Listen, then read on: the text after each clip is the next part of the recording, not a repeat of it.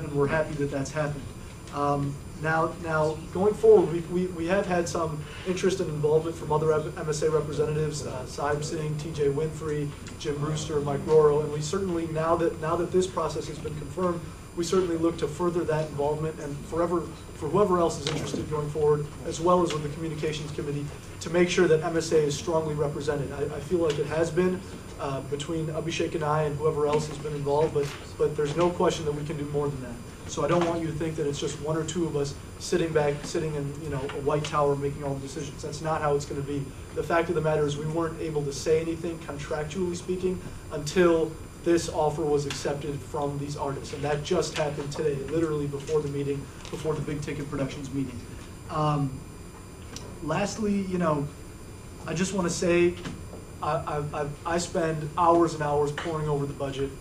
I wouldn't be going forward with something like this that costs $25,000 unless I was absolutely sure that there's nowhere else that this money, could be better spent. I think we have all the money we need in our funding cycles.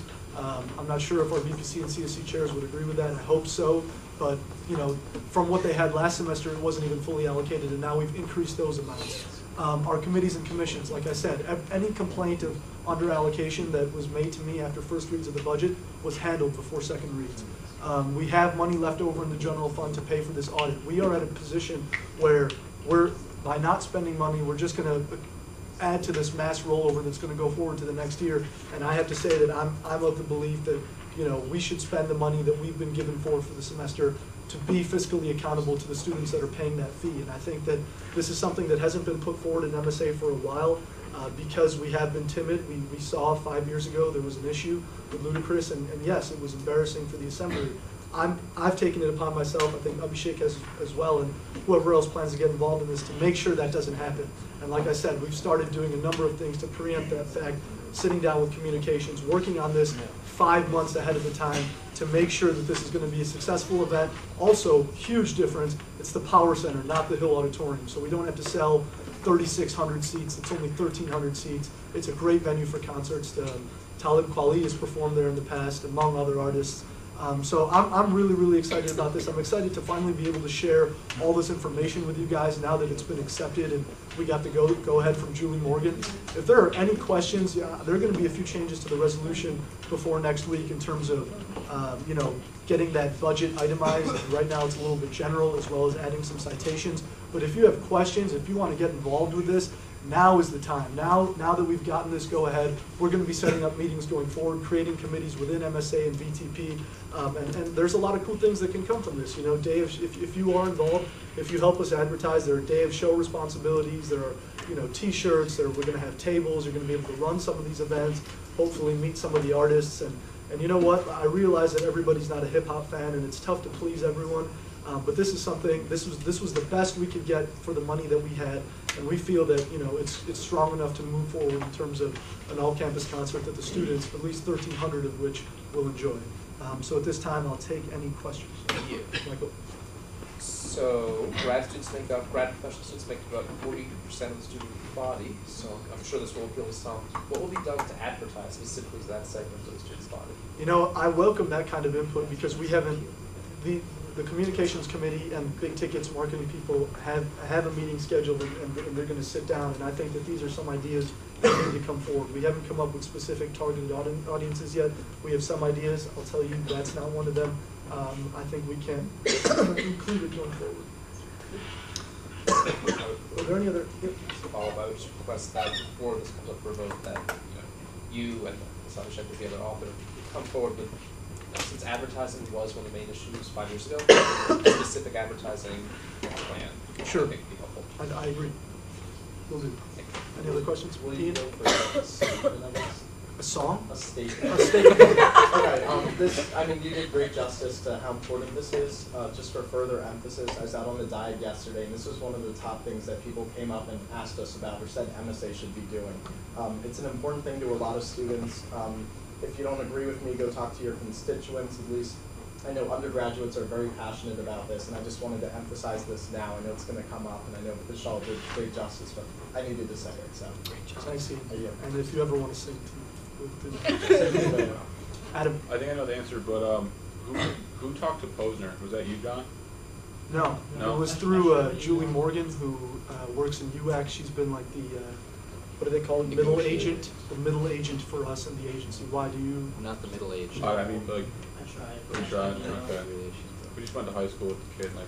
Yeah, I mean, if Yeah, you guys I'll try like, talking if you to him, guys but can he personally said reach no, out to him, probably no, yeah, but- we would definitely love to have him. He was our first choice. So any help you I can. actually contracted Immortal Technique for March, but like I couldn't get it anymore, so that's something else we can think about. I love Immortal Technique. Let's talk about that. That's awesome. Any other questions? I'm sorry for taking so long. Let's get out of here. But any other questions? Thank you, guys. All right, great, thanks. All right, that takes us to Matters Arising. At this time, I will make a list of individuals who would like to speak in Matters Arising, and show of hands, we'll start on this side. We got Canuto, Maria, Margolis, Saeb, Hamdan, Roro. Anybody else? Round one. Benson, of course. Keller. Anybody else?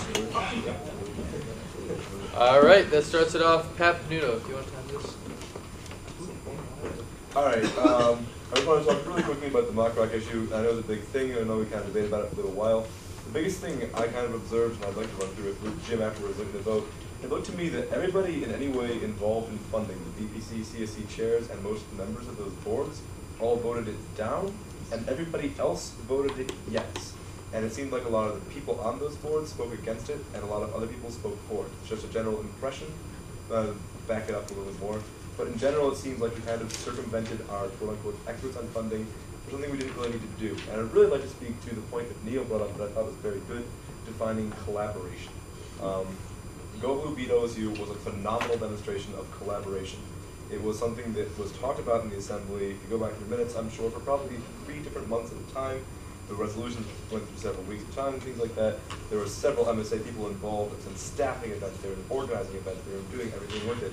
In the same way, this event that Vishal just brought up is going to be a beautiful example of collaboration with the student group, big ticket productions. You know, it's obviously something that MSA, a few select members of MSA have been working with them as it's starting to grow up and become a bigger event. They're trying to get more MSA involvement, and these kind of things, these kind of high-profile events, these kind of collaborations define an MSA-sponsored event. And the kind of thing where, yes, Mock Rock is an incredible event, but it's very much put on by SAC. It's not put on by MSA. The fact that there's one overlapping member satisfies the code in a technicality, but it doesn't really satisfy the perceived requirement of MSA really working this event, supporting this event, organizing this event, staffing this event, anything in this event. It doesn't really define collaboration, in my opinion. And I think it's a really poor argument, and completely non sequitur almost, to argue that collaboration is the method here. I think there's a lot of opportunity for collaboration, and I think it's something we should explore going forward, but I don't think this was it, and that concerns me a lot. That's all I have to say. Great. Amaria. I wasn't really going to say anything about that topic, but I voted the same way, and I voted it down, and I echo completely everything that you had just said. And all I was going to say was a reminder about the monologues, the Venus monologues, on Thursday night at 9 o'clock in the Union Ballroom. Tickets are $5 at Muto right now, up until the day of the show. They're $7 at the door, so it's better to buy them in advance. The show is in, like, we put it on, the U Club Poetry Slam, like, core puts it on, the males of the group put it on. I don't have anything to do with it.